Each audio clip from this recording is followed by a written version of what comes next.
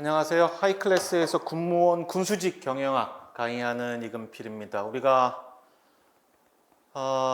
구급 시험이 있었죠. 그래서 우리 경영학의 구급 시험들 기출 문제들이 지난 시험이 어떻게 좀 진행됐는지 난이도 전반적인 총평 좀 하고 그리고 해당하는 문제들 좀 같이 풀어보도록 하겠습니다.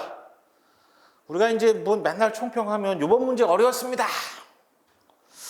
라고 하면 시험 보신 사람들이 기분이 좋을 텐데, 잘 봤으면 시험이 어려운데도 잘 봤구나, 못 봤으면은 나만 못 본 게 아니구나 라고 이야기를 할 수 있을 텐데, 이번 시험이 쉬웠는지 어려웠는지 같이 한번 보죠. 첫 번째 출제 범위입니다. 출제 범위상에는 뭐 큰 차이는 없습니다.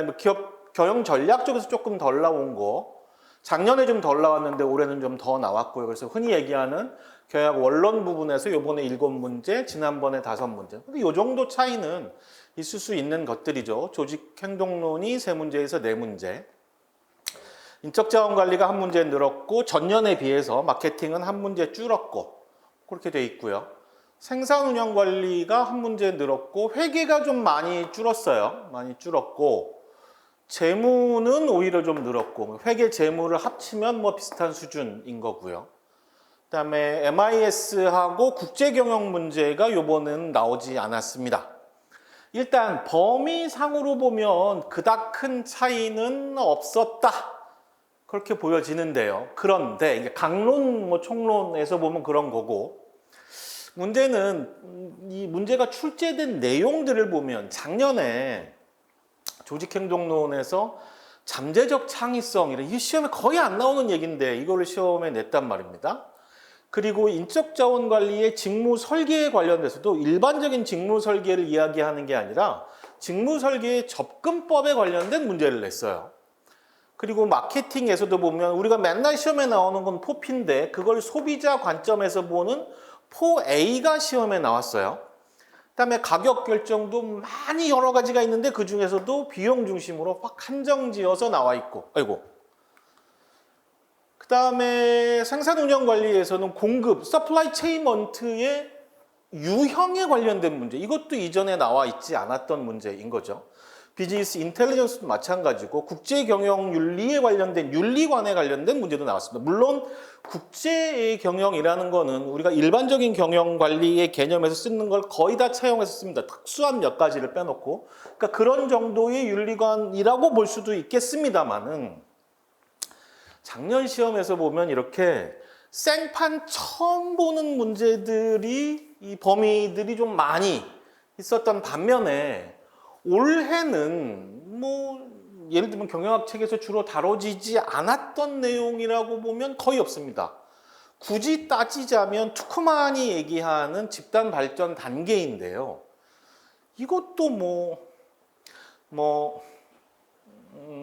원론 수준에서 다뤄질 수도 있겠습니다만, 사실은 이제 무슨 노무사 시험 같은 데 보면 경영조직론 같은 게 있거든요. 그때 주로 다뤄지는 내용이기는 한데, 어쨌든 원론 수준에서 못 다뤄질 정도의 수준인 거냐, 그런 건 아니거든요.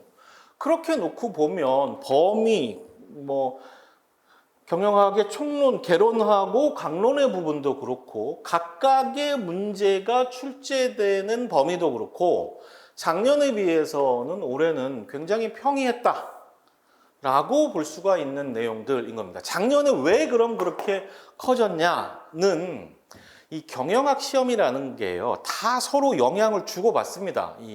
무슨 우리 군무원 시험이나 공무원 시험이나 노무사 시험, 경영지도자 시험, 가맹거래사 시험, 요것들이 이제 난이도 수준이 비슷한 것들이거든요. 그러면 출제위원들이 가서 생짜로 문제는 그렇지 않습니다.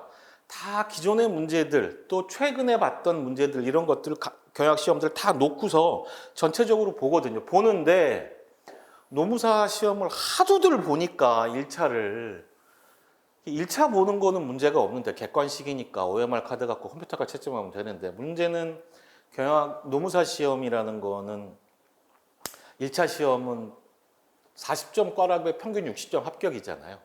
그럼 2차 시험 보는 인원이 엄청나게 많아졌다고요. 2차 시험은 다 현출시키는 답안지 한 10장 정도 쓰는 시험이란 말입니다. 그 채점하는 일이 보통 일이 아니거든요. 그게 한 500개, 1000개 하다가 갑자기 3000개 이쯤 채점하려고 그러면 난리가 아니거든요. 그래서 노무사시험 대빵 어려워졌어요. 시험 문제도 객관식 25문제에서 40문제로 바뀌었고, 문제의 양이 많아졌다는 건 범위가 넓어졌다는 거하고 똑같은 얘기거든요. 그 시험에서 이제까지 이 경영 원론의 시험 볼 적에 나오지 않았던 거 굉장히 많이 시험에 나왔거든요. 그 영향을 받으면서 작년에는 이런 것들이 다 그런 것들이거든요. 이제 확대가 돼서 굉장히 좀 힘든 시험이라고 작년에 느껴졌을 건데, 올해는 거기에 비하면 범위상의 큰 변화도 없고 굉장히 평이한 수준의 문제였다. 범위상 그렇게 볼 수가 있는 거고요. 두 번째는 문제의 난이도예요. 그래서 제가 이렇게 문제들을 쭉 리뷰하면서 이게 지금 문제들을 그냥 이미지로 따와서 약간 흐릿흐릿할 텐데, 뭐 여러분도 시험 다 보셨을 테니까 제가 그래도 조금 난이도 혹시는 약간 이건 꼬아서 낸 건데 라고 얘기할 수 있는 문제들이 한 요쯤일 것 같아요. 3번의 문제, 7번 문제, 13번, 16번 뭐 이거보다 더 있을 수도 있겠습니다만 제가 봤을 때 얼핏 눈에 들어오는 거, 예를 들면 테일러의 과학적 관리법에 대한 문제는 굉장히 많이 나왔죠. 그런데 그 중에서 4가지의 원칙을 찾아라. 사실 테일러가 4가지의 원칙이라고 딱 1번, 2번, 3번, 4번 써놓은 거 아니거든요. 근데 우리가 쭉 보니까 이러한 4가지 정도가 원칙적인 주요한 개념이다라고 볼 수가 있는 건데, 뭐 그런 거와 관련된 문제가 나온다든지, MBO도 굉장히 많이 문제로 출제가 됐죠. 그런데 그 중에서 뭐 공통된 4가지 요소는 뭐냐? 뭐 이렇게 물어본다든지, 조금 다른 시각으로 물어보니까 이런 문제를 접하지 않은 사람들 입장에서 이거 뭐지? 라고 생각할 수 있는 부분들이 있었어요. 그리고 아까 말씀드렸던 이게 투크만의 집단의 발전 단계가 어떻게 되느냐. 그다음에 16번 같은 경우 문제는 이 신뢰성 자체도 우리가 많이 이게 선발 도구의 평가와 관련해서 신뢰성을 많이 이야기하기는 했는데 그 개념을 조금 어렵게 설명을 해주고 있죠. 신뢰성이라는 건 성과 측정이 확률적 오차로부터 자유로운 정도를 의미한다. 읽기는 읽었는데 이게 말이야 방구야. 우리가 신뢰성 어떻게 배웠어요? 이렇게 관역이 있으면 요 가운데 계속 두드러 맞는 거, 그런 걸 신뢰성이라고 했잖아요. 이렇게 모여져 있는 거. 모여져 있다는 건 뭐예요?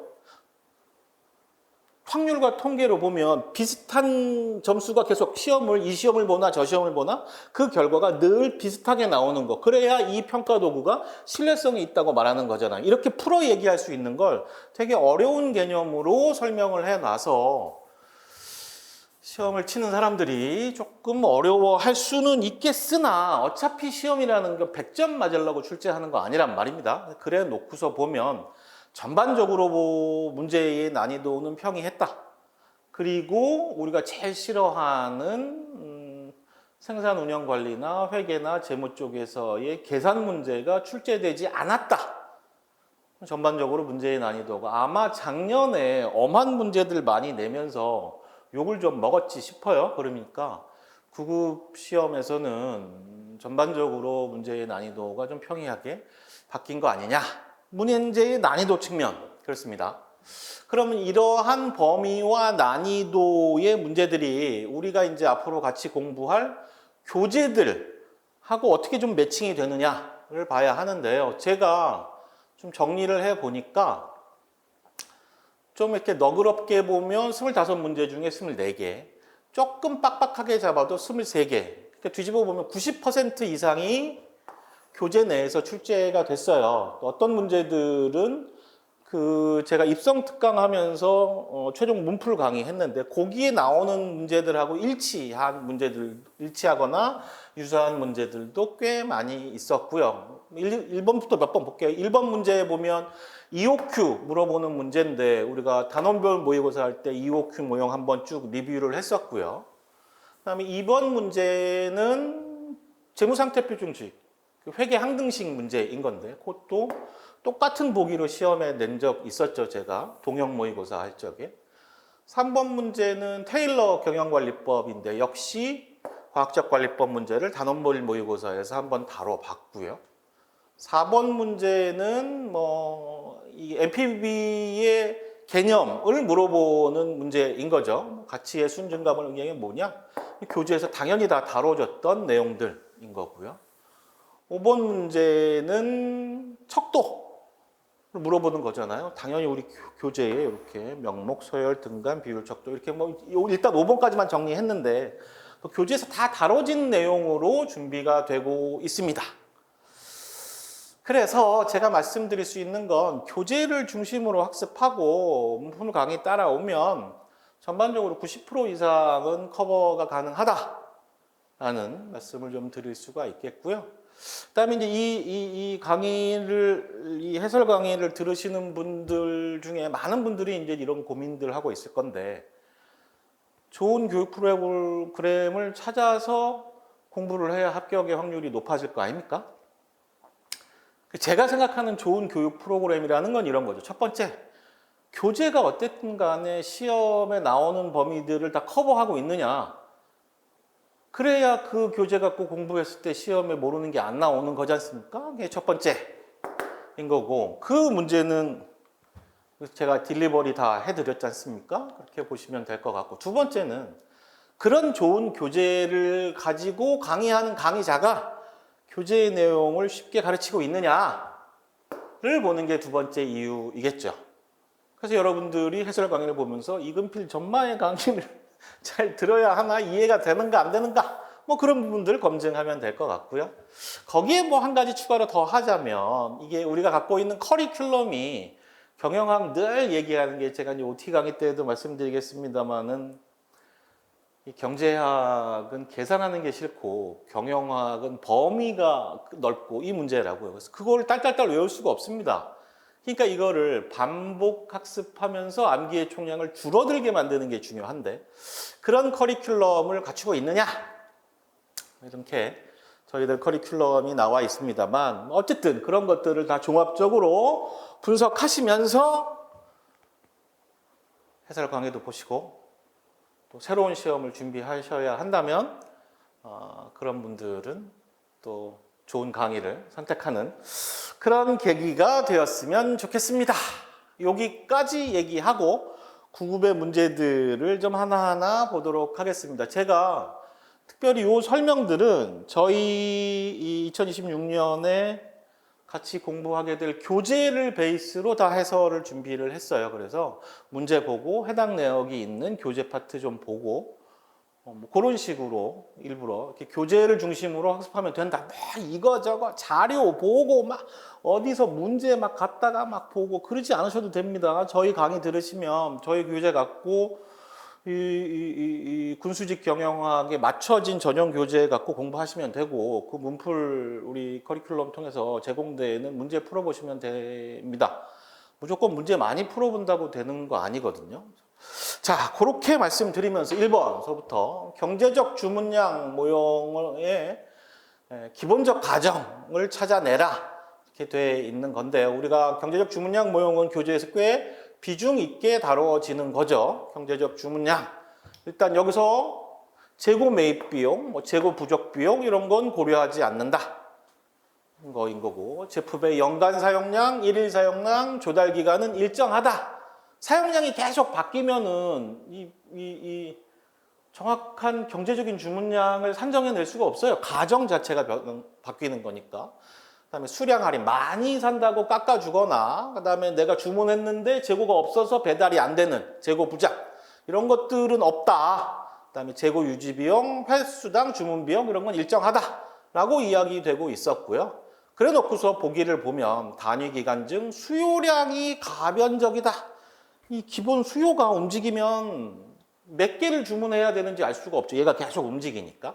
이게 틀린 지문으로 찾아내시면 되겠습니다. 그래서 2번 선택하시면 되고요. 2번 문제입니다. 이런 문제 나오면 땡큐죠. 땡큐. 회계 등식 또는 재무상태표 증식으로 적절한 건 뭐냐? 그건 우리가 이렇게 매번 얘기하는 거잖아요. 회계 항등식이라는 거고, 우리가 재무상태표 만들면 제가 수업을 하면 아마 이거를 100번 정도 쓸 텐데, 자산은 부채 플러스 자본이에요. 그래서 이쪽 항목과 이쪽 항목은 늘 똑같아야 하는 겁니다. 내가 돈을 조달한 측면, 그 조달한 돈으로 어떻게 내가 재산 리스트를 구성해 놓은 거, 이건 늘 똑같을 수밖에 없는 거지 않습니까? 그래서 자산은 부채 플러스 자본이다. 이게 모든 회계의 출발이 되는 거죠. 그래서 2번에 1번을 답으로 선택하시면 되고요. 3번 문제입니다. 테일러의 과학적 경영관리법의 4가지 원칙으로 적절하지 않은 거. 뭐 이렇게 되어 있습니다. 근데 우리가 4가지 원칙이 1번 뭐 2번 뭐 3번 뭐 이렇게는 얘기하지 않아요. 그렇지만 전반적으로 우리가 내용을 보면 뭐 동작 연구와 시간 연구를 통해서 불필요하고 낭비적인 동작을 제거하는 거고, 그 동작 연구 시간 연구를 통해서 불필요한 동작을 다 제거한 아주 효율적인 동작을 찾아냈어. 그 동작을 하는데 걸리는 시간 찾아냈으니까 이제 뭘 알 수 있냐면, 우리가 하루에 8시간 일하면 이대로 작업을 했을 때 몇 개를 만들어낼 수 있다는 표준 과업량이라는 게 만들어지는 거고, 사람들이 이 경영자 입장에서 표준 과업량보다 또 더 열심히 하게 하고 싶어. 그럼 어떡합니까? 돈을 더 주는 거죠. 얘나 쟤나. 그러면 다 돈을 더 줘? 그러면 안 되니까 잘한 사람만 돈을 더 줘. 그래서 성과가 높아. 표준 작업량보다 작업을 더 한 사람은 돈을 더 줘. 그게 뭡니까? 차별 성과급제. 자, 그리고 일을 함에 있어서 이렇게 작업들을 연구하고 몇 개를 만들어야 정상적인 거, 이거 막 표준 작업량을 계산하는 애들은 별도로 두겠다. 그게 뭐? 기획부. 그럼 기획부는 이런 거 연구하고 있으면 현장에서 작업 관리 감독, 교육 이런 건 누가 해? 그거는 작업 반장, 직장을 통해서 하겠다. 그럼 직장이 자기 맘대로 하게 해줘? 그렇지 않다. 작업 지시표라는 매뉴얼을 갖고 움직이게 만든다. 뭐 이런 것들이 테일러의 과학적 관리법의 기본적인 개념이란 말인 거죠. 그래 놓고서 보면 창의력 향상을 위한 전문화는 하기는 하는데, 그게 이 시점에, 이 고전 경영학 시점에 창의력 향상을 위한 전문화라는 거는 너무 시대를 앞서간 이야기. 지금 우리가 보기로 보면 당연히 그럴 수 있겠다고 생각 들지만 당시의 원칙들과는 좀 다른 거죠. 절차의 표준화, 작업 지도표 뭐 이런 거고, 과학적 선발 및 훈련 시키는 거고, 효율적으로 과업 수행하는 거기까지 맞다고 볼 수 있겠습니다. 4번, 투자에서 얻어지는 가치의 순증가분. 여기까지만 읽으면 답은 찾아낼 수 있죠. 순현재 가치, net profit value인 겁니다. net profit value는 뭐냐? 현금 유입의 현재 가치에서 현금 유출의 현재 가치. 이게 뭐예요? 결과적으로 현재 가치의 순증분을 이야기하는 거죠. 간단하게 순현재 가치 찾아낼 수 있고요. 5번입니다. 마케팅 조사 자료의 측정을 위한 4대 척도의 종류. 보통 막 명목 척도는 뭐고 서열 척도는 뭐고 다음 중 척도의 개념이 틀리게 제시된 것, 막 그렇게 문제가 나왔는데, 이거는 정말 쉽게 낸 문제인 거죠. 우리 교재에서도 명목 척도, 서열 척도, 등간 척도, 비율 척도 이렇게 제시를 하고 있는 거니까 문제의 난이도로 보면 굉장히 쉬운 문제였다라고 볼 수가 있겠습니다. 1번 선택하시면 되고요. 6번 문제입니다. 이 문제 제가 볼 때 우리 정답이 여기 이제 1번으로 정답은 나와 있는데 사실상 좀 문제의 소지가 좀 있지 않냐? 저는 그렇게 보여집니다. 이렇게 보면 우리가 이제 지금 문제에 나온 네트워크의 유형은 체인하고 수레바퀴 완전 연결형 나왔는데, 체인형은 이거 사슬형을 얘기를 하는 거고, 그다음에 수레바퀴 완전 연결 요 3가지 개념으로 볼 수가 있는데요. 우리가 일반적으로 어떻게 설명을 하냐면, 사슬혈은 군대 조직 같은 거다. 여기 최고 책임자가 있는 거, 거기에 명령 내리고 보고받고 하는 형태로 움직이는 거 우리가 사슬형이라고 이야기하는데요. 그래서 군대 조직이라는 게 상명하복의 체계인 거고, 리더십이 명확하고 이렇게 이해를 하고 있는 게 일반적이기는 한데, 우리 이제 문제가 이렇게 물어보고 있다는 말이죠. 소집단 네트워크와 효과성 기준이라고 이야기하니까, 만약에 얘가 공식 집단이 아닌 걸로 판단을 하면, 이게 공식 집단이어서 여기가 뭐 CEO고 이렇게 해서 이렇게 쭉 내려가는 상명하복의 군대식 조직이 아니라는 가정을 한다면 그냥 이게 이렇게 볼 수도 있는 거잖아요, 사슬이. 이렇게 본다고 하면 얘는 이제 커뮤니케이션 채널이 하나인 거고 얘도 하나인 거고 얘는 양쪽으로 왔다 갔다 하는 거인 거니까 얘네들 체인형이라는 게 꼭 상명하복의 집단이 아니라 일반적인 커뮤니케이션 채널로 볼 수 있지 않느냐. 그런 채널이라면 이렇게 판단할 수 있겠죠. 체인형이 사슬형이라는 게 속도도 보통이고 왜냐하면 왔다 갔다 하는데 시간이 걸리니까 그다음에 정확성도 뭐 상대적으로 하나 주고 하나 받는 경우니까 높다고 볼 수가 있는 거고요. 리더의 등장도 얘도 양사이드 얘도 양사이드 얘네는 한 사이드니까 얘네들이 뭐 중에 하나가 리더가 등장이 될 수도 있겠죠. 구성원의 만족도는 얘하고 얘는 좀 비교적 불만족할 거고 얘하고 얘는 어쨌든 그 소그룹 내에선 가장 많은 네트워크를 하고 있으니까 일정 부분 만족할 수도 있으니까 전반적으로 보통이라고 볼 수도 있겠다 라고 생각할 수 있습니다. 뭐 있기는 합니다만은 일반적으로 이렇게 보아야 하는 거냐 이 부분 때문에 그렇게 볼 수밖에 없지 않나? 그래서 답은 1번으로 제시가 되었습니다. 약간 좀 애매합니다. 자, 7번 문제입니다. 목표 관리 기법 프로그램에 공통된 4가지 요소, MBO, Managed by Objectives, 목표를 주고 관리한다 라는 건데 제가 이걸 설명을 할 때도 이렇게 무슨 뭐 공통된 4가지 요소 이렇게 얘기는 하지는 않습니다. 하지는 않는데 전반적으로 보면 이런 얘기죠. MBO라는 게 기본적으로 상사와 함께 목표를 설정을 하고 그걸 같이 피드백을 받아가면서 평가를 하는 거. 이게 이제 메인 컨셉인 거고요. 그렇게 하다가 보면 결과적으로 중요한 건 이 목표를 어떻게 설정하느냐. 합의해서 설정하는데 목표의 수준, 목표의 내용을 어떻게 하느냐가 MBO의 관건인 건데 그 목표는 이렇게 구체적이고 측정 가능하고 행동 지향적이면서 현실적인 목표 그리고 그 목표는 타임 베이스드 혹은 타임 바운디드라고 해서 시기가 결정되어 있는 목표 그래서 목표의 특수성, 특수한 목표들을 만들어내고 명확한 기간을 설정해 줘야 된다. 이런 것들이 MBO의 메인 개념인데요. 물론 MBO를 해서 성과 평가가 똑바로 잘 되면 그게 뭐 평가로 연결이 되니까 그걸 기반으로 해서 승진을 시킬 수도 있는 거고 급여를 조정할 수도 있으니까 그 결과로서 분배적 정의가 있을 수도 있겠죠.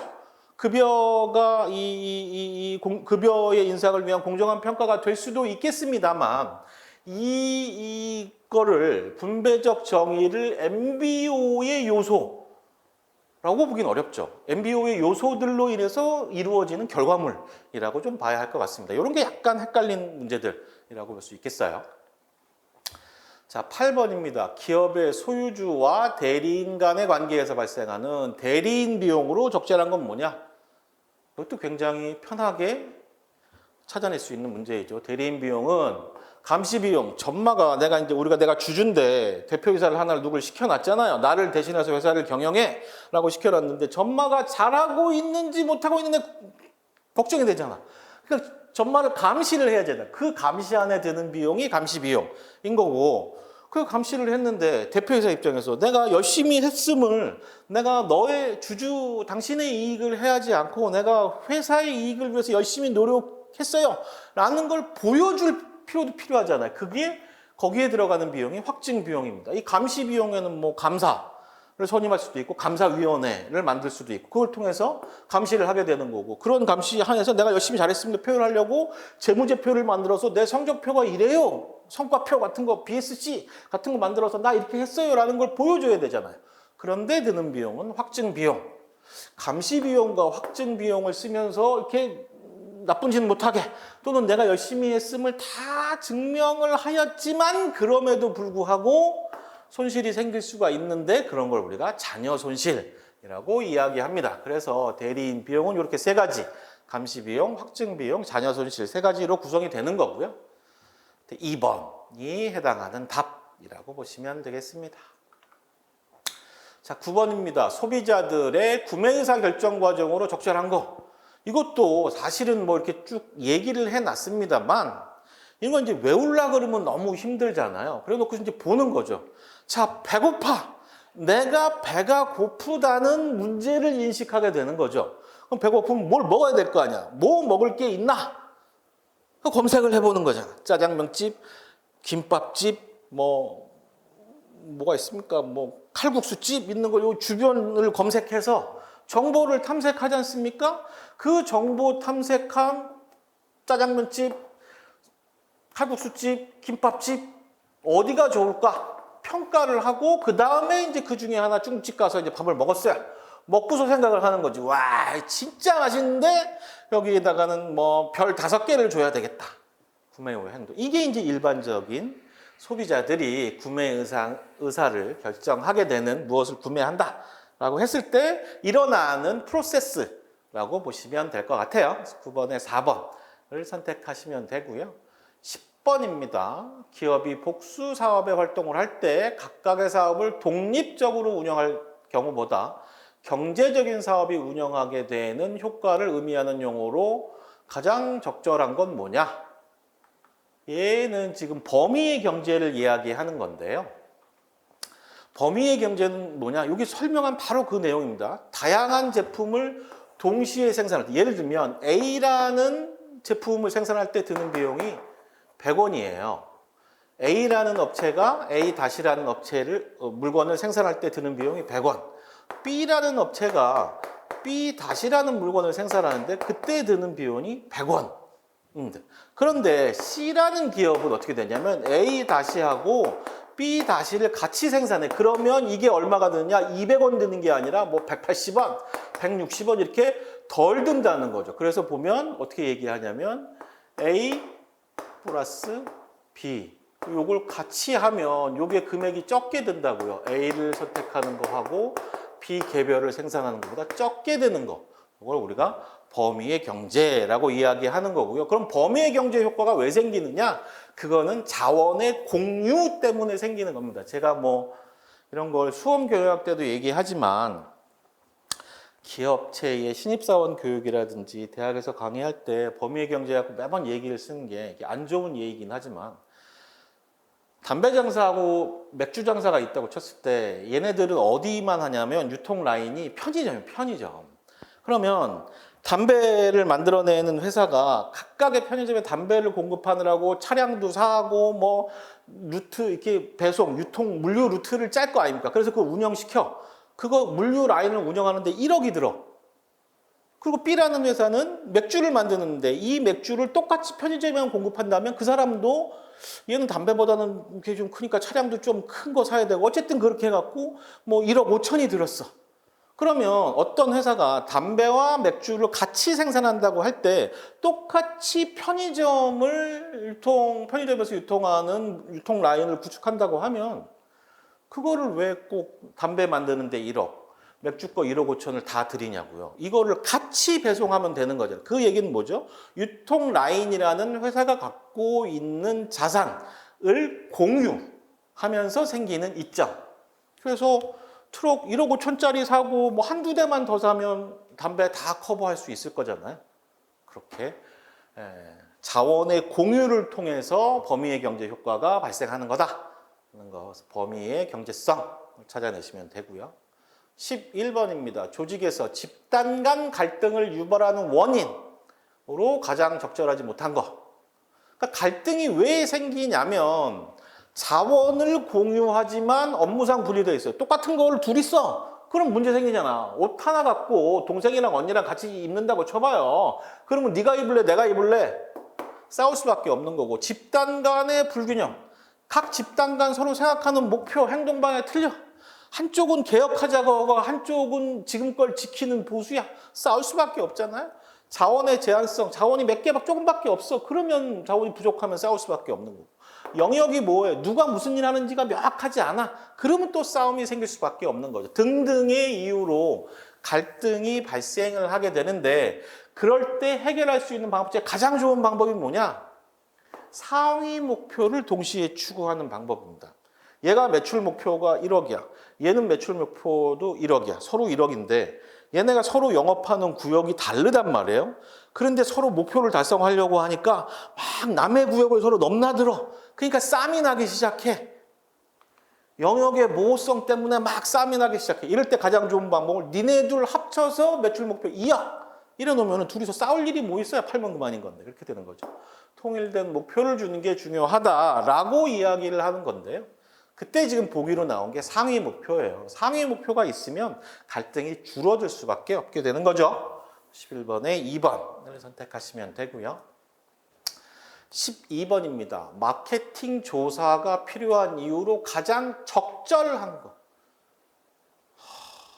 이런 거는 사실 약간 뭐 쉬운 문제이긴 합니다만 사실은 문제로서의 기능을 좀 잃어버리는 거 아니냐라는 생각이 드는데 마케팅이라는 개념 자체가 소비자의 최종 구매 활동에 영향을 일으키는 일련의 행동들을 우리가 마케팅이라고 이야기하는 거지 않습니까? 그래서 마케팅 개념을 이야기할 적에도 뭐 생산 단계, 판매 단계, 판촉 단계, 그 다음에 마케팅 단계라고 얘기하는 마케팅을 강의하면 그 시간 내내 매번 이야기하는 게 이거니까. 어쨌든 조사를 하는 건 니들끼리 앉아서 이 제품이 팔릴까 저 제품이 팔릴까 고민하지 말아라. 답은 누구한테 있다? 소비자한테 있다. 이건 제가 회사 다닐 때도 많이 하던 얘기입니다. 하면 막 상품 패키지 구성하는데 지들끼리 이렇게 저렇게 막 얘기를 합니다. 제가 맨날 하는 얘기. 그걸 왜 니들끼리 모여갖고 회의를 하냐. 그냥 고객한테 물어봐라. 걷다 물어보면 답이 있는데 뭘 지들끼리 앉아갖고 이게 뭐 공무원이야 탁상행정하게 소비자를 이해하려고 하는 일들이다 라고 이야기할 수 있겠고요. 그리고 13번입니다. 13번 문제가 점프가 됐네요. 집단 발전 단계 모델의 순서로 가장 적절한 거. 이게 투쿠마간의 집단 발전을 주기인 건데요. 일단 이게 어떻게 되는 거냐면 처음에 우리 어렸을 때 남자분들 그거 생각해 보십시오. 우리 새로운 반이 새 학년이 돼갖고 새로운 반으로 딱 새로운 반에 이제 1학기 초야 막 이렇게 집단이 형성이 됐어. 그러면 서로 짝을 먹겠다고 이거 뭡니까? 요즘 용어는 통입니까? 뭡니까? 요즘 용어 하여간 그런 거 일진이 되겠다고 싸웁니다. 누가 이 반의 통이냐? 막 갈등이 있게 되는 거죠. 서로 이렇게 그 수컷들이 서로의 등수, 랭킹, 레더 차트를 만듭니다. 그게 이제 대충 서열 정리가 끝나면 그 서열 안에서 집단의 목적을 해결하기 위한 이렇게 룰이 세팅이 되는 거죠. 그 룰이 세팅이 되고 나면 이제 빵빵빵빵빵빵 돌아가기 시작하잖아요. 이때 이제 성과가 달성되기 시작하는 거고요. 그래서 집단의 조직의 목표가 달성이 되면 이제 해체되기 시작하는 목표를 달성했으니까 그런 단계로 집단이 발달하게 되는 거인 거고요. 요거를 경영 원론 수준에서 이야기하기도 하는데 일반적으로는 이렇게 2차 시험 때 많이 다루던 부분이었는데 어쨌든 시험이 들어왔네요. 그럼 이제부터 준비해야 된다. 그런 얘기로 알고 있으면 될 것 같고요. 13번에 3번입니다. 그 용어들이 여기 제가 보면 뭐 격동기라고 썼는데 여기 보기는 혼란기 나왔잖아요. 이게 우리나라에서 여기 보면 경영학 공부하시다 보면 그런 거 되게 많아요. 경영학이 우리나라 학문이 아니잖아요. 그리고 우리가 지금 배우는 이 경영학의 원론 혹은 근본적인 원리, 각 강론이라고 해도 기본적인 원리와 개념들을 연구하신 분들은 다 대개의 경우 미국의 학자들이세요.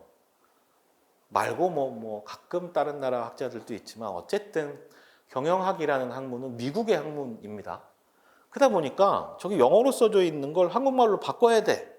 바꾸는 과정에서 교수님들끼리 서로 생각이 다를 수 있습니다. 그래서 누구는 혼란이라고 이야기하고 누구는 격동이라고 이야기하고 혹은 갈등이라고 이야기하고 그러니까 이런 거에 혼선을 막으려고 시험에서 어떤 경우 그렇게 용어가 많이 혼선되는 경우엔 영어로 옆에다 써놓기도 해요. 제 교재도 가급적이면 영어 표현들을 많이 써놓는데 어쨌든 그렇습니다. 그런 건 그쯤이다 라고 생각하고 시험에 대응해야 하는 것도 필요합니다. 어쨌든 13번에 3번이고요. 14번 회계 처리 시 차변과 대변에 기재하는 내용으로 적정한 거. 이거는 거래 판료소에 관련된 문제인 거죠. 이거를 보기 전에 이것만 해도 제가 100번쯤 아마 수업하면 쓸 건데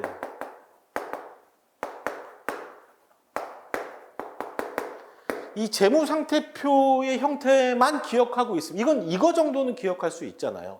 이쪽에 자산 있고 부채 있고 자본 있다.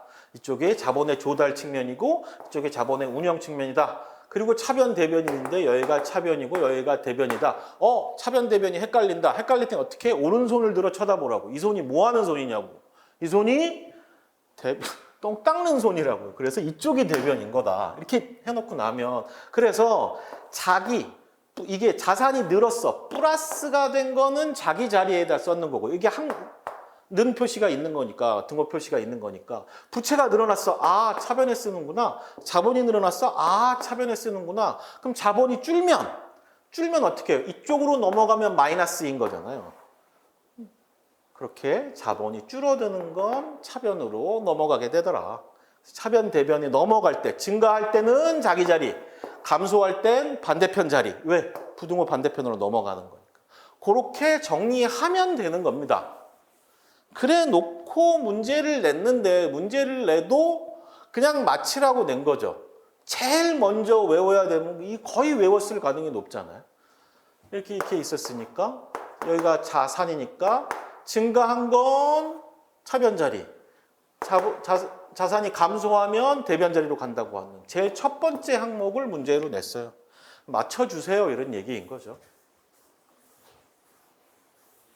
아마 작년 시험 문제, 회계 시험 문제가 많기도 하고 또 이게 좀 잘 쓰지 않는 개념들을 시험 문제 내서 요걸 대빵 얻어먹었던 것 같습니다. 이렇게 돼 있고요. 1번 자산의 증가와 자산의 감소, 차변, 대변에 각각 쓰여지는 거를 쓰시면 되고요. 15번입니다. 자재 소유 계약의 3대 구성 요소로 적절하지 않은 건 뭐냐? MRP이잖아요. MRP의 3요소라고 되어 있습니다. 그러니까 기본적으로 생각해보세요. MRP라는 게 뭘 얘기하냐면 이게 조금 복잡한 개념이기는 한데 MRP라는 건 제가 이 리모컨을 100개를 생산하기로 했어요. 이건 그냥 결정한 거예요. 이런 걸 뭐라고 얘기하냐면 독립수요라고 이야기합니다. 얘를 100개를 생산하기로 했어. 그러면 어떻게 해요? 얘 100개 생산하기 위해선 이 케이스가 몇 개 있어야 됩니까? 100개. 그죠? 그리고 버튼이 3개 똑같은 게 있어요. 요 버튼이 3개가 하나당 3개씩 있는데 그러면 제가 100개 생산하려면 얘 몇 개 있어야 돼요? 버튼이 300개 있어야 되는 거잖아요.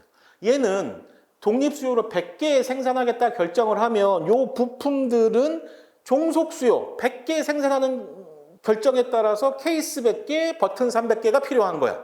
이렇게 종속 수요를 결정하는 부품들을 미리미리 주문해 놓자라는 얘기인 겁니다. 그게 MRP라고 이야기하는 Material Requirement Planning. 필요한 자재를 준비시키는 계획. 이게 자재 소요 계획인 거잖아요. 그렇게 되는 거예요. 그러려면 뭐 하나를 생산할 때 몇 개를 생산할지, 뭘 생산할 때 뭐를 몇 개 생산할지의 데이터가 있어야 되잖아요. 그게 뭐야? 주 생산 계획. 생산 계획이 있어요. 이게 100개 생산할지 200개 생산할지가 있어야 MRP를 짤 수 있는 거니까. 그 다음에 요거에 들어가는 자재는 뭐가 있는지, 부품이 뭐가 있는지, 케이스, 버튼 이런 게 리스트가 있어야 되잖아요. 그게 자재 명세서인 거죠. 몇 개를 생산할 건지, 그 제품에 들어가는 부품은 뭐가 있는지, 그리고 그 부품들이 현재 우리 창고에 몇 개 들어가 있는지를 알아야 MRP를 구성할 수가 있게 되는 거다. 보시면 결정. 부품 주문 계획 그런 건 없어도 됩니다. 세 가지만 있으면 MRP를 구성할 수 있다. 그래서 요 세 가지 주생산 계획, 그다음에 자재 명세서, 재고 기록표 세 가지를 MRP의 3요소라고 이야기합니다. 보시고요. 16번입니다. 직원의 선발 방법 기준 중 신뢰성에 대한 설명으로 가장 적절하지 않은 것 찾아내라고 하고요. 신뢰성이라는 거는 뭘 얘기하느냐? 동일한 환경에서 동일한 시험을 반복했을 때 결과가 일치하는 정도. 일관성이라고 이야기할 수 있는 거고요. 그런 걸 테스트하는 방법이 뭐 시험, 재시험법, 대체형식법, 양분법 등등등이 있습니다. 시험, 재시험은 똑같은 시험을 한 번 또 보는 거야. 이 시험 봤을 때 평균 몇 점 나오는데 이 시험 봤을 때 평균 몇 점, 이게 거의 비슷해야 되는 거죠. 그다음에 대체형식법 이렇게 보는 걸 뭐 다른 형태 13579로 보고 2468장으로 보든지, 양분법 1번부터 10번까지 보고 11번부터 20번까지 보든지, 이렇게 해서 점수 간의 상관관계를 분석하는 걸로 얘가 신뢰성이 있는 거냐 없는 거냐를 측정하게 되는 거이고요. 그다음에 타당성, 선발도구의 평가에서 또 중요한 개념 하나는 타당성인데요. 타당성은 측정하고자 하는 내용을 정확하게 측정하는 정도를 이야기합니다. 뭘 얘기하냐면 그것 뭐 내용 타당성, 구성 타당성, 뭐 여러 가지 타당성을 나누긴 하지만 기본적 컨셉은 이런 겁니다.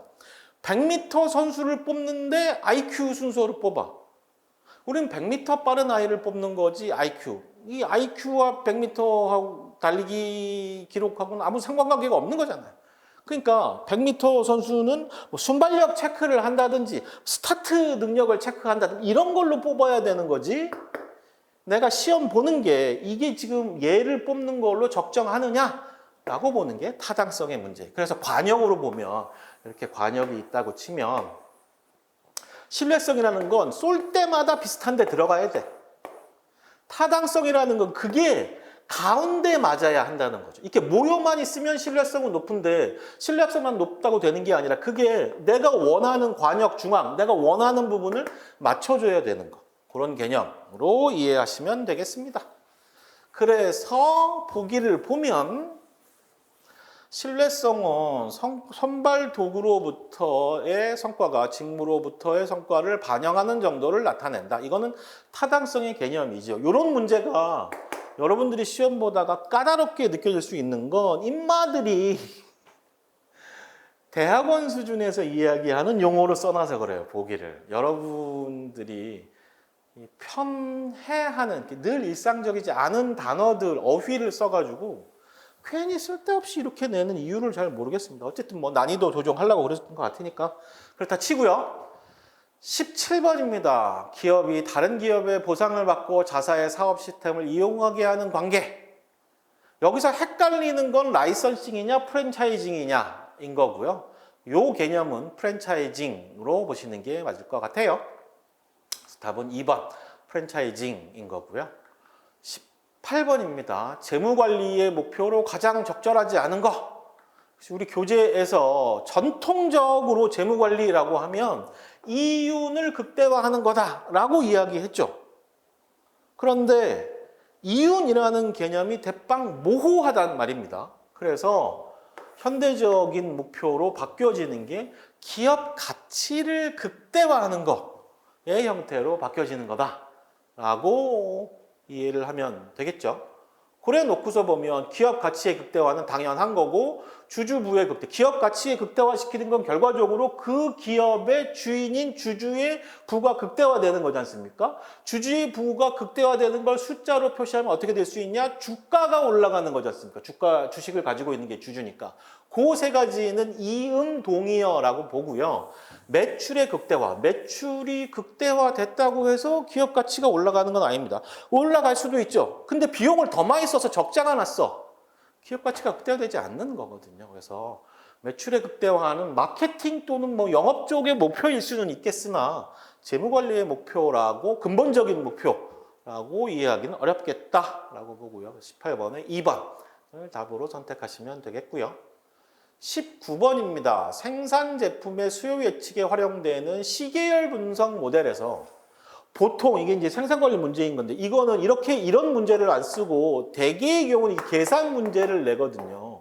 시계열 생산 운영 관리에서 계산 문제 내는 몇 가지 중에 하나인 건데 요번 연도에는 희한하게 이 문제를 설명하는 문제로 내놨습니다. 그래서 설명으로 가장 적절하지 않은 거 찾으라고 되는데 추세 변동, 계절 변동, 순환 변동, 불규칙 변동 네 가지로 시계열은 구성되어 있습니다. 그래서 그런 거 추세 변동이라는 건 평균 수용량이 장기적, 점진적으로 변동되는 거. 우리 그림에서 보면 이런 거죠.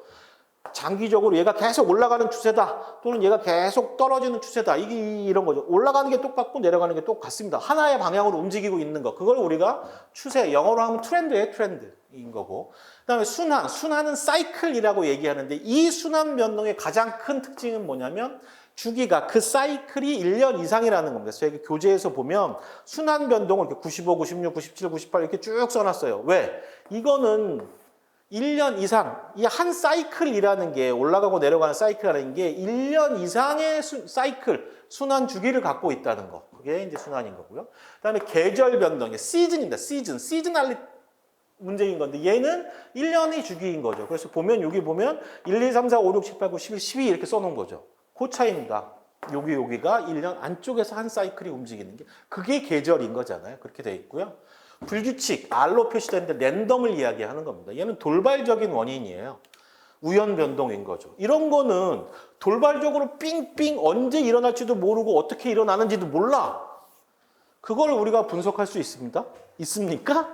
그런 건 분석할 수 없죠. 그래서 대개의 경우 불규칙 변동은 시계열 분석할 때는 드러내고 빼고서 생각하는 경우 이거든요. 그래놓고 문제를 보면 순환 변동이라는 게 일정한 주기에 걸쳐서 단기간에 균일하게 발생하는 변동이 아니죠. 얘는 장기간에 걸쳐서 일어나는 변동이라고 이해하시면 되겠습니다. 자, 그게 19번이었고요. 20번 보겠습니다. 인사관리와 관련된 내용으로 가장 적절하지 않은 것 찾아라. 이 직무 적합성 얘기를 주로 하고 있는 겁니다. 이게 이제 복합된 문제들인 거죠. 어느 한 부분 공부해서 알기 쉬운 문제는 아니죠. 이건 여러 부분 종합적인 경영학의 전반적인 이해가 있어야 풀 수 있는 문제인데 그것 치고는 좀 어렵지 않은 문제인 겁니다. 우리가 주로 이 수평적 이동 얘기할 때 수평적 이동, 배치 이동 이런 개념들을 얘기할 때 이 하던 일에서 다른 일로 보내는 거죠. 그런 거 보낼 때 뭘 기준으로 하냐? 적재적소주의 뭐 이런 얘기 했습니다. right person, right position. 그 자리에 맞는 사람. 이게 over qualified 돼도 이렇게 애가 너무 잘나도 안 좋다는 얘기예요. 그 우리가 회사 사람 뽑아도 와 서울대 나왔어. 공장에 뭐 영업사원으로 집어넣었어. 서울대 나오면 그 일을 못한다는 얘기가 아니고 이 일반적으로 자기가 바라보는 급여의 수준, 업무의 수준 뭐 이런 거로 봤을 때 맞는 사람도 있겠으나 보편적, 평균적으로 봤을 때 안 맞다고 하는 거예요. 좋은 사람이라고 무슨 중소기업 사장님들이 막 앉혀놓으려고 우리 회사 앉혀놓으려고 앉혀놔 봐야 걔한테 맞는 일이 아니면 떠나가는 겁니다. 오버퀄리파이드도 좋은 거 아니고 그 일과 사람이 맞는 거 그런 사람들을 뽑아야 하는 게 주요한 관건이라고 봤을 때 그래서 이런 것도 하는 겁니다. 현실적 직무설계, 리얼리스틱 잡 리뷰 할 때 우리 회사 좋아 이런 얘기만 하지 말고 실제 이 회사에서 일어날 일들 네가 하는 일들을 실제적으로 좀 소개를 시켜줘라. 혹은 한번 해보게 해봐라. 그래야 결론적으로 얘기하면 그런 과정을 거쳐서 자기 일이 무언가를 정확하게 알고 들어온 아이들이 오래가고 성과도 잘 나더라. 그런 얘기를 하고 있는 거거든요. 그랬는데 4번 보기를 보면 조직 구성원의 능력이 맡겨진 직무에서 요구되는 수준보다 낮을 경우 문제가 되지만 높을 경우에는 문제가 되지 않는다. 이거는 사실 그 객관식의 스킬 중에서도 이런 식으로 이렇게 이제 극단적인 게 보기로 나오면 무조건 답이거든요. 내용도 그렇지만 문제도 약간 어쨌든 그렇습니다. 20번에 4번을 선택하셔야 하고요. 21번입니다. 자본자산 가격 결정 모형 CAPM이죠. 요거의 기본 가정으로 가장 적절하지 않은 것 찾아라 라고 되어 있는데 뭐 미래 수익률 분포에 동질적으로 기대한다. 평균 분산 기준에 따라 투자한다. 모든 투자는 위험 선호형이며 기대형이 극대화돼도 일단 3번이 답인데요. 보면 자본자산 가격 CAPM의 가정들이 이런 것들이 있습니다. 얘는 기본 평균 분산 포트폴리오 이론의 가정에 기반하고 있는 겁니다. 그거 플러스 더해진 건데 그러면 마코비치의 포트폴리오 이론의 가정은 뭐냐? 투자 기간은 한 기간 단일 모형이다. 모든 투자자는 위험을 싫어한다. 위험 회피형 투자자라고 하고 있고요. 그 사람이 위험을 싫어하면서 내 효용은 돈은 많이 벌고 싶어하는 그런 사람들이라는 거고요. 그거에 근거해서 CAPM은 완전 경쟁 시장인 거죠. 경쟁이 치열해서 개인이 뭐 주가를 주식을 사고 파고 하는 게 주가에 영향을 못 미친다. 또 모든 투자자들이 증권의 미래 수익률 분포에 동질적 기대를 한다. 다 올라간다고 판단하거나 다 내려간다고 판단하거나 어떤 개별 증권에 대해서. 또 위험과 기대 수익률의 균형 관계, 그 가정하에 위험과 기대 수익률의 균형 관계를 보여주는 가격 결정 이론이 CAPM인 건데, 여기 보면 모든 투자자는 위험 선호형이라고 되어 있죠. 키워드 하나만 알면 풀 수 있는 문제들이었어요. 막 이런 거 나오면 복잡해, 나 몰라 하고 도망가고 싶지만 실제로 따져보면 그 기본 개념을 알면 찾아낼 수 있는 문제였다, 이렇게 볼 수가 있겠고요. 22번, 노나카가 제시한 암묵지와 형식지 간의 지식 변환 과정을 얘기하는 세시 모형 지식 창출 주기 이론이라고 이야기하는 거죠. 그게 어떻게 생긴 거냐면 이겁니다. 그래서 공통화, 표출화, 연결화, 내면화, 그래갖고 세시라고 이야기되는 거인 거고요. 암묵적 지식이 암묵적 지식으로 바뀌는 게 공통화, 암묵적 지식이 형식적으로 바뀌는 게 표출화, 형식적 지식이 형식적 지식으로 바뀌는 게 연결화, 형식적 지식이 암묵적 지식. 이게 책 보고서 머릿속에 들어왔어, 뭐 이런 거. 그게 내면화. 이렇게 이야기될 수 있는 거고요. 여기 지금 문제는 사회화. 가장 적절한 것 찾으라고 하는 거고, 사회화는 특정 사람의 암묵지가 다른 사람의 암묵지로 생성 전이되는 과정. 사회화, 소셜라이제이션, 암묵적인 지식이 암묵적인 지식으로 변화되는 거. 소셜라이제이션, 저희 교재에서는 공통화라고 표현이 됐는데, 그래서 영어를 봐야 하는 겁니다. 소셜라이제이션 되는 거. 22번에 2번을 답으로 선택하시면 되겠습니다. 23번입니다. 인적 자원의 모집 방법에서 외부 모집에 대한 설명으로 가장 적절한 것 찾으라고 했고요. 외부 모집이라는 건 채용 대상 바깥에 있는 외부에서 사람 뽑는 거, 내부 모집이라면 그 포지션의 대상자를 우리 회사 안에서 찾는 게 내부 모집. 크게 구분할 수가 있는 거고요. 적절한 것 찾으면 3번입니다. 새로운 아이디어와 새로운 방식의 업무를 진행하는 데 효과가 있고, 바깥에서 새로운 사람이 들어오는 거니까. 왜냐하면 우리 안에 있는 사람은 해당하는 문제를 해결하려고 우리 안에서 모든 수를 다 짜봤잖아. 우리 머릿속에 있는 건 다 썼어. 이제는 우리 바깥에 새로운 아이디어가 있는 사람이 바깥에서 들어와야 한다는 거죠. 회사를 강화하고 경제지원을 약화시키는데 좋은 방법이다. 네. 여기를 보면 보기들이 조금 좀 그래요. 올해 시험. 직무기술서를 제공함으로써 기업이 잘 파악하고 있는, 외부 사람이니까 기업이 얘를 잘 알 수는 없죠. 그런 거. 지원자가 많을수록 비용과 속도에서 효율성이 낮지. 사람이 많으면. 지원자들은 지원하는 일자리에 대한 지식을 갖고 있기에 일자리에 대한 과장된 평가를 이 지식을 잘 알고 있는 건 내부 사람들인 거잖아요. 그죠? 이렇게 보시면 되겠습니다. 24번, 포터가 제시한 본연적 경쟁 전략의 유형으로 적절하지 않은 거. 포터 승상님의 본원적 경쟁 전략은 이렇게 네 가지로 구분할 수가 있죠. 원가 우위, 그러니까 두 가지로 싸웁니다. 무엇을 갖고 싸울 거야? 그게 원가야, 차별화야.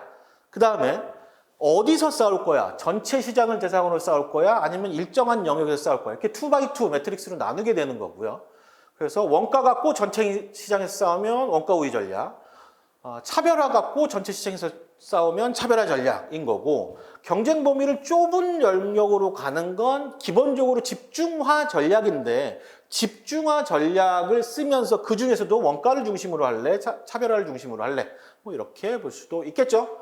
그래서 찾아내면 원가, 차별화, 집중화, 방어형 전략을 답으로 선택하시면, 지금 표시가 안 됐네. 3번. 이런 전략은 없는 거죠. 네 가지 보기에 찾아내시면 되겠습니다. 자, 마지막 문제입니다. 25번. 직무 설계의 동기부여적 접근법에 대한 설명으로 적정하지 않은 건 뭐냐? 동기부여한다는 건 뭐냐? 동기부여를 시키려면 내 일이 똑같은 일을 계속 우리가 테일러 선생님, 포드 선생님 시절에 막 분업하고 전문화 시키니까 맨날 앉아갖고 이거 조립만 하고 있었다고. 사람이 아침 9시 출근해서 저녁 6시까지 똑같은 일만 하고 있으면 어떻습니까? 힘들지. 그거를 몇 년을 해봐. 이제 심심하고 짜증이 막 여기까지 올라오는 거죠. 더 이상 이거는 못 하겠어. 그만두잖아요. 그래서 이렇게 이 과학적 관리법에 의해서 직무를 주는 것보다는 이 일이라는 게 얘가 이 일을 하고 싶다, 재밌다, 내가 뭔가 중요한 일을 하는 거구나 라고 동기가 부여될 수 있도록 직무를 설계하여야 한다 라고 이야기하는 게 동기부여적 직무설계 접근법이라고요. 그래서 주로 어떤 일들이 있었냐면 맨날 똑같은 일을 하니까 일을 확대시켜 주는 거야. 비슷한 일을 옆에 있는 일들을 야 이것만 조립하지 말고 이것도 한번 해봐. 일을 넓혀주는 거. 수평적 직무 확대. 또는 일의 깊이를 더해주는 거죠. 깊게 해서 책임, 또 다음에 그 권한 이런 것들을 더 주는 거예요. 그러면 자기가 훨씬 더 중요한 일을 하고 있다는 생각을 하게 되고 그럼으로써 동기가 부여되는 거 등등등 그거 말고도 직무 설계 지금 여기 다 설명할 수는 없습니다만 여러 가지 동기를 부여시키는 직무 설계 방법들이 있어요. 그거는 다 몇 때문에 그런 거냐? 구조화시켜서 맨날 요 일만 시키는 거, 똑같은 일만 하는 거가 이 사람들의 동기를 감소시켰기 때문인 거다. 전통적인 산업공학의 근간을 두고 있으면 이렇게 말이 어렵게 써져 있습니다. 이게 뭐 얘기예요? 이게 그 전통적인 과학적 관리법을 이야기하고 있는 산업공학이라는 게 하는데 들어가는 시간, 동작의 효율성, 테일러 선생님, 포드 선생님이 했던 그 얘기 그걸 기반으로 직무를 구조화, 오가나이징 했다는 얘기. 자유롭게 만들어주는 게 아니라 딱 각을 잡아놨다는 거죠. 그래서 효율을 극대화하는 거. 이게 이제 과학적 관리법의 기본 내용인 거니까 거기에 초점을 두고 있는 게 아니라 그렇게 하다 보니까 문제가 있네. 그래서 호손 연구를 통해서 인간관계론이 등장하고 동기부여적 접근법이라는 게 이제 그 발생되는 계기 역할을 했던 게 그때였던 거죠. 그런 전반적인 경영학의 백그라운드 날리지를 알고 있으면 풀 수 있는 문제가 되겠죠. 거기까지가 9급 시험의 문제들이었고요. 그렇게 어렵진 않았던 것 같아요. 근데 또 처음 보는 게 많으면 어렵게 느껴질 수는 있지만 선생님마다 또 뭐 다른 평가를 할 수도 있었겠지만 저는 평이한 문제였다. 저희 교재로 꾸준히 공부했다면 그래도 90점 이쪽 저쪽은 맞을 시험 문제가 아닌가? 이렇게 생각이 듭니다. 어쨌든 고생들 하셨고 또 새 시험 준비하실 분들은 여러 가지들 제가 초반에 말씀드렸던 그런 내용들 기반으로 잘 판단하시고 우리가 8월에 시작하는 새로운 강의에서 다 같이 만나 뵐 수 있었으면 좋겠습니다. 1시간 동안 수고하셨습니다. 감사합니다.